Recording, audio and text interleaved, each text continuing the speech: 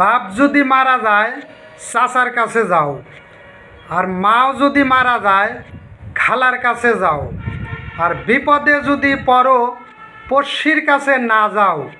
এর শর্তটাই যদি হয়ে থাকে তাইলে বাস্তব জীবনে একটা ভার্সিটির অভিজ্ঞতা। এটার মানে হচ্ছে বাবা যদি মারা যায়, এলাকার চাচা জ্যাঠা এরা আইসে বলে তোমার বাবা মারা গেছে, একদিন তো মরতেই হবে, তুমি আমার পাশে যাইও, তুমি আমার কাছে যাইও, আমি তোমাকে দেখব, তুমি আমাকে ডাইকো, আমি যত প্রকার সমস্যা থাকে আমি তোমার সমাধান করব। এই কথাটা বলে, কিন্তু বলার পরে আজ বিপদে পড়ার সঙ্গে সঙ্গে চাচা জ্যাঠা এর কাছে যাইবেন, সর্বপ্রথম আপনাকে বিপদে ফেলবে এবং আপনার কাছ থেকে এরাই বিপদে ফেলে 10টা টাকা কিভাবে আপনার থেকে নেবে এই ধরনের প্রলোপান প্রস্তুতি নিয়ে থাকবে। আর মাও মইলে খালার কাছে যাও, এটা ভার্সিটির একটা অভিজ্ঞতা।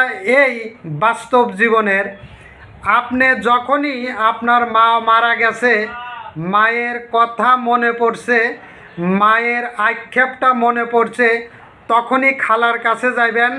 খালায় আপনাকে বলবে বাজান তুমি কোন সময় আসছো, আমি বুড়ো হওয়া গেছি, আমার হরার পিঠা আর কচুর শাক খাইতে খুব মন চাইছে বাজান রে।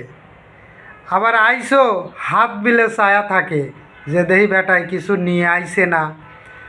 আবার যখনই মায়ের কথা মনে হয় ওই খালার পাশে গেলে খালা বিভিন্ন ধরনের নানার বাড়ির কিচ্ছা কাহিনী, মায়ের ছোট জীবনের কিচ্ছা, মায়ের বিবাহিত জীবনের কিচ্ছা, নানার বাড়ির জমি জমা কিচ্ছা, বিভিন্ন কিচ্ছা নিয়ে উঠায়। সে সময় মনে কয় হায় রে, মায়ের ব্যথার জন্য খালার পাশে আসছি, আর খালায় আমারে বিপদে ফালায়া, খালায় আমারে বিপদে ফালায়া এই সমস্ত কথা বলে।